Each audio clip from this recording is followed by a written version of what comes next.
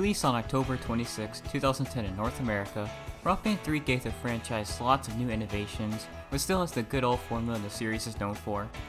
It's got the classic 4-player band gameplay, and there's also something for fans that want new stuff to do.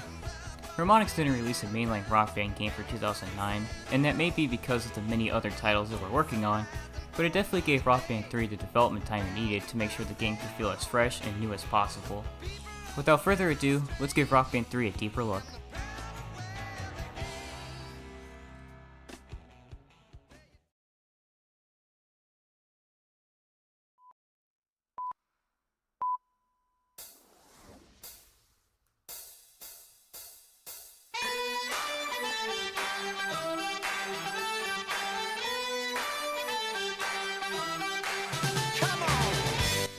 Rock Band 3 has some brand new innovations, and also added in some other features from the spin-off games that were yet to be added to a mainline game. Let's dive into each one of these. Harmonies. Up to 3 players can hook up a microphone for themselves and sing. The player with the first mic sings the main vocalist parts, and the other player, or players, sing the backup vocals for whatever song they've chosen. The amount of points earned is determined on how good the players sing their part in each phrase. Keys. Harmonies added a completely new instrument to the mix, an electronic keyboard. The keys gameplay is pretty much the same as the guitar and bass gameplay. The player hits the notes on the keyboard as the notes come across the fretboard, but of course they don't have to strum, just press down on the keys. Pro mode. Each instrument has a pro mode. Let's start with the guitar/bass. The player is actually going to need a special accessory that released alongside the game called the Pro Guitar. The Pro Guitar is reminiscent of a real-life guitar, with 6 strings made out of plastic and about 20 different frets. And just like a real-life guitar, the gameplay sees players pressing down on the frets and strings that coordinate with the song, and strumming along as notes pass the fretboard. Pro Drums takes the regular gameplay of the drums, and adds on 3 new buttons to hit, which are 3 symbols that the player attaches onto their Rock Band 3 or the Beatles Rock Band drum set. These symbols are supposed to represent the hi-hat, crash cymbal, and ride cymbal of a real-life drum kit. The circle pads are now solely dedicated to the snare and toms of the drums. And last but not least, Pro Keys has players utilizing their whole keyboard set instead of just hitting the keys that represent the green, red, yellow, blue, and orange on the fretboard. All of these have, with the exception of Pro Drums, a tutorial mode, so players can become an expert at these pro instruments. Challenges. Rock Band 3 has a plethora of challenges for every instrument, playing certain songs, or just general criteria. The challenges can range from easy things such as 3-star 5 songs on guitar, to quite difficult requirements, such as having to 100% every song in the game. Once a challenge is completed, the player will gain fans, and some get certain instruments or pieces of apparel for their custom characters if a present icon is next to the challenge. Once the player gets enough fans, they will progress to the next level of popularity.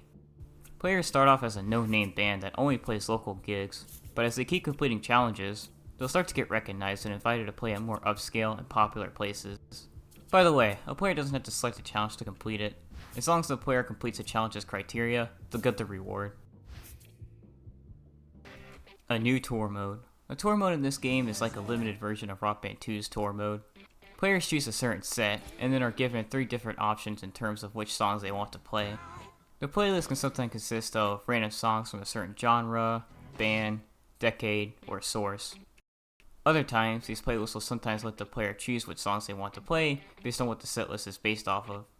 And for just about every other venue, the player is given a predetermined playlist, which consists of songs only from Rock Band 3, so players can't play any DLC or Rock Band Network songs with this option. Anyways, once players have chosen which songs they want to play, they are given a certain challenge during each song they must complete in order to get up to 5 additional stars. These challenges are anything from activate overdrive as many times as possible, or nail a certain section. Once players are done with their first set list, they keep doing set lists until they reach their final destination and play their last set. Once the final songs are done, the game counts up the amount of stars the players earned from each song they played, and they receive a rating of bronze, silver, or gold. And each medal gives a different reward, or rewards. Players get new trips whenever they reach a new level of popularity in the game. Jump in gameplay. If someone is already playing a song, another player can join in on the fun without having to go back to the main menu. All they have to do is connect an instrument or controller, select a difficulty, and they're playing. Drum fills. The way to activate overdrive for drums is not perfect, but a lot better than the last two games. In Rock Band 3, once players can activate overdrive, a highlighted green note will often pass by, and once it's hit, overdrive is activated. Of course, if players don't want to activate overdrive just yet, they can just miss the note and they won't be penalized. Speaking of overdrive, players can now activate overdrive for vocals by pressing the select button instead of having to make a loud noise to activate it. One more thing about overdrive. Sometimes players will notice that the fretboard will be lit whenever an overdrive phrase is present. If players nail these highlighted phrases, they will be granted 2 bars of overdrive, which means they can deploy the power immediately. This does not apply to vocals, unfortunately. Lanes. Sometimes during gameplay, a lane will appear under certain notes, and if the player hits these notes in their intended rhythm, or at a faster rhythm, they'll be given points. These new additions are some of the best things to ever be added to the series. While Harmonies wasn't introduced in Rock Band 3, they're a brilliant idea. Vocals is easily the most appealing instrument of Rock Band. Even if players aren't the greatest at singing, it's usually a lot of fun regardless. By making it so 2 more people can hop on vocals, the game becomes more engaging and more people can participate, especially if the game is being played at a gathering or party. This game mode is great for experts too, because they'll have fun learning the part they're supposed to sing, and get thrilled whenever they get awesome ratings throughout the entire song. And heck, this mode can bring amateurs and experts together. The expert sings the main vocals, and the amateurs sing the backup vocals. Keys is a fun new instrument that doesn't stray from the main gameplay of Rock Band. It's simple, and just like Harmonies, engages players to persuade other people to join in. Having 7 people at one time is some chaotic fun. The pro modes are interesting to say the least. Pro drums is probably the most praised out of the bunch. It brings the player even closer to real life drums, and the pro drum setup is pretty close to actual electronic MIDI drum sets. Heck, players can use a MIDI drum kit if they already have one through the use of a special unit that was sold separate from Rock Band 3. This feature even went on to be in Rock Band 4 because it was so loved.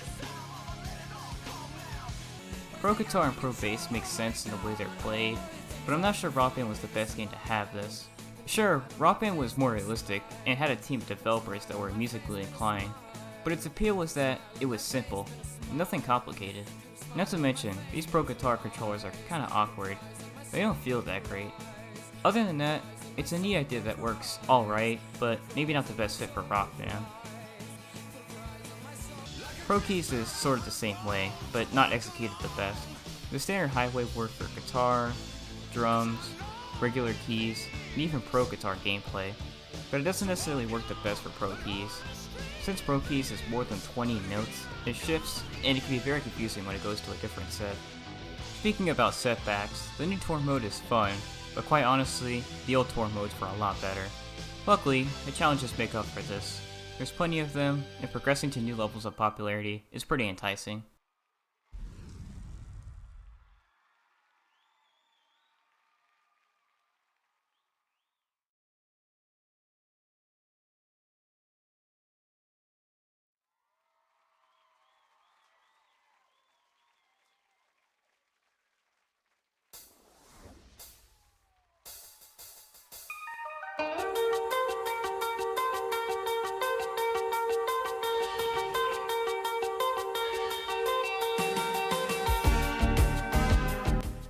This game's visuals are pretty close to the first 2 Rock Bands, with a bit more polish and cleaned up graphics.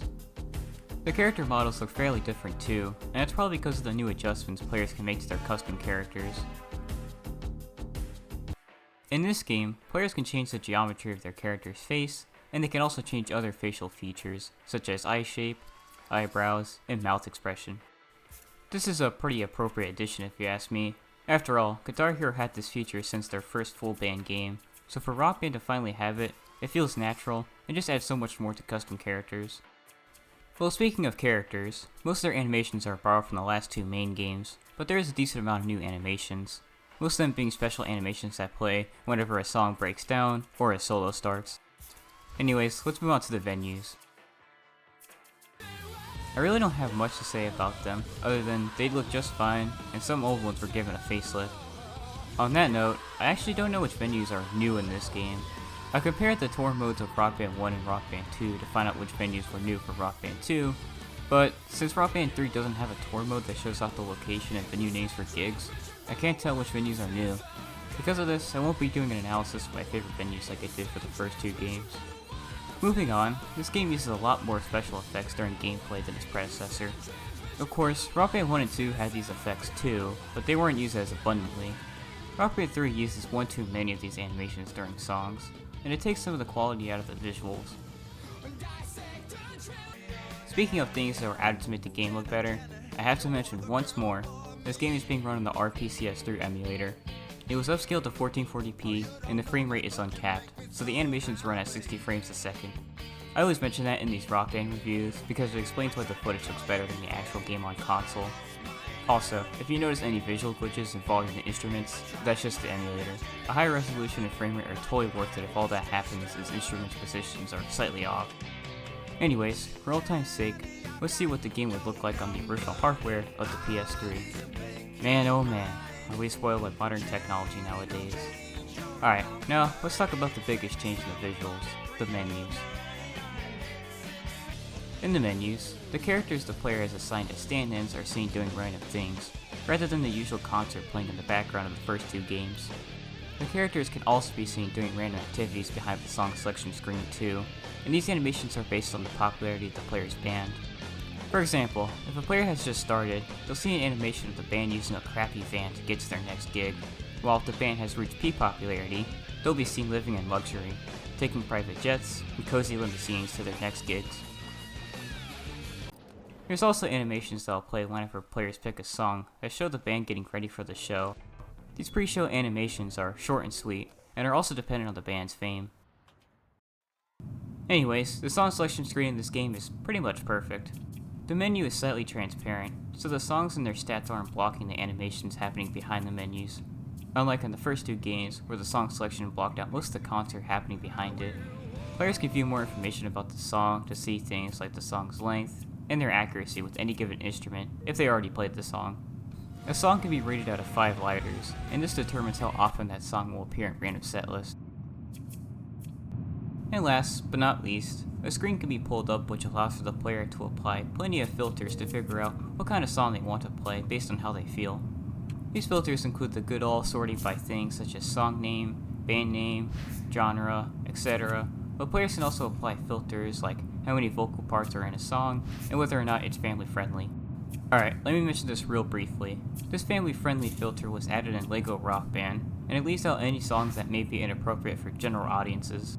Things like the amount of swear words and any type of sexual or drug references in a song were considered when Harmonies decided if the song was family friendly.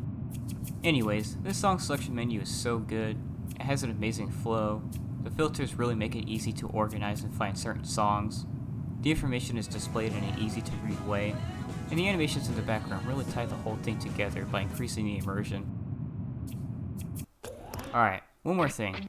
Players can pull up a menu that has all the general options they need to tweak the game to their liking. These options include going to the calibration screen, choosing their character, volume settings, activating breakneck speed, and much more. If players want to make a quick change to the gameplay, all they have to do is hit select, go to a certain section, scroll a little bit, and activate the change. No having to go all the way back to the main menu. Just a few quick button presses, and bam, it's done.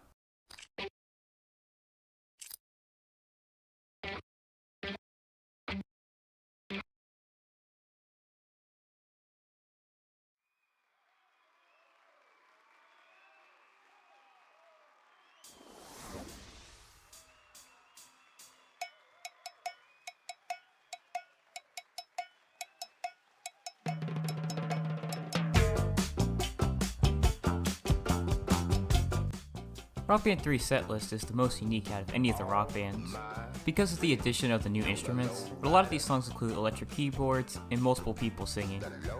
Luckily, plenty of rock bands throughout history have utilized both of these things, and as such, most of the songs have harmonies and keys, and every song has either keys or harmonies. With these two new modes in mind, Harmonies was pretty crafty with putting the setlist together. There's songs from the 60s to the 2010s, plenty of genres to choose from, and there's famous and more obscure bands. While still on the topic of song selection, Harmonics released the Rock Band Network 2.0. You see, Rock Band 1 and 2's DLC could be played on either game, but when Rock Band 3 released, all the DLC couldn't be played on any of the predecessors because of the new charting system. So this updated version was made to add harmonies and keys to the Rock Band Network songs. Pro Guitar and Pro Bass were never added to these songs though. Apparently it would have taken up too much resources, especially considering the Pro Guitar didn't sell that well. Well, onto the sound effects. While the sound effects are pretty similar to the last games, I do want to mention that every instrument has its own sound effects whenever players navigate to the menus. These sound effects reflect the instrument chosen, so the guitar plays a guitar chord whenever going up and down the menus. Speaking of the menus, this is the only game where the menus don't play previews of the songs from the game. Instead, the main menu songs are just random songs Harmonics selected, but I will give them credit. They do fit in very well with the visuals. The song selection has background noise that contains the ambience of wherever the band is.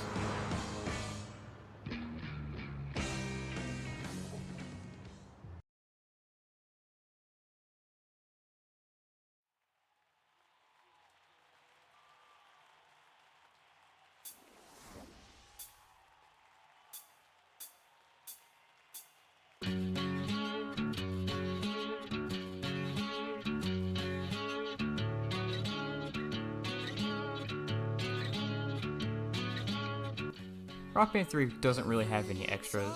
The closest things to cheats are the no-fail mode, breakneck speed, and awesomeness detection in the general options menu, but nothing else can really be considered an extra.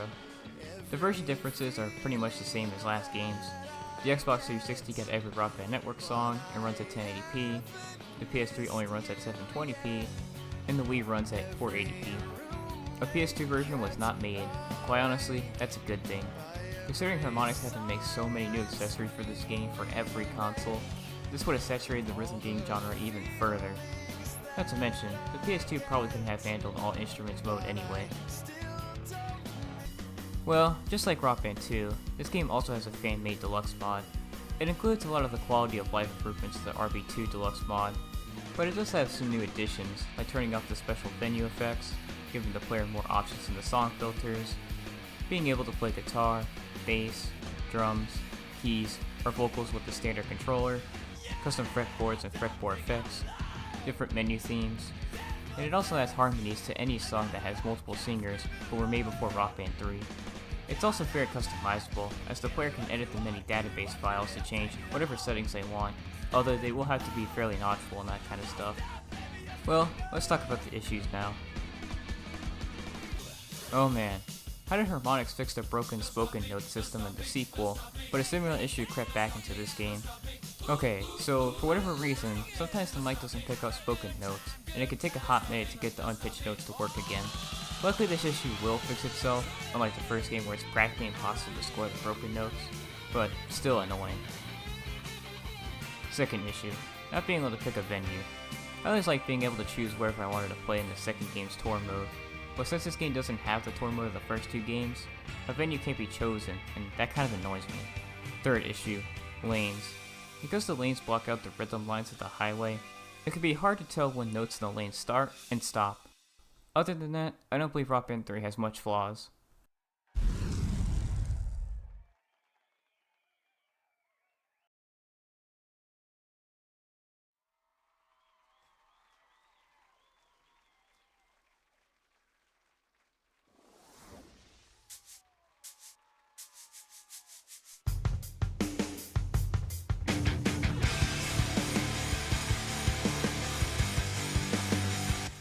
Rock Band 3 adds a lot of new additions, along with more convenience. So new players have a bunch to discover, and veteran players have some new things to play with. Harmonies is a genius addition, Keys is a creative way to get one more person in on the gameplay, and the pro modes, while not perfect, are something to give a try if the player already has the pro instruments, or are willing to pay a high price for them. That's kind of everything Rock Band 3 has to offer. 83 songs of varying genres and decades, not to mention most of them have harmonies or keys, new gameplay modes like the keys and harmonies that are pretty fun and welcoming to newcomers and beginners, a tour mode that's a breath of fresh air, but not as good as the first two games. a perfect song selection screen with so many features to filter out wanted and unwanted songs. Tons and tons of challenges for every instrument of varying difficulties, a smooth general options menu, more ways to customize custom characters, and plenty of returning themes from the last games, so the game still has simple fun. Well, after Rock Band 3, the rhythm game genre pretty much crashed, and people were kinda jaded about the fact there were so many guitar heroes and rock bands in such a short amount of time. Not to mention, all the other companies making Earthbox for a quick buck. The series would go quiet until Rock Band 4 a few years later.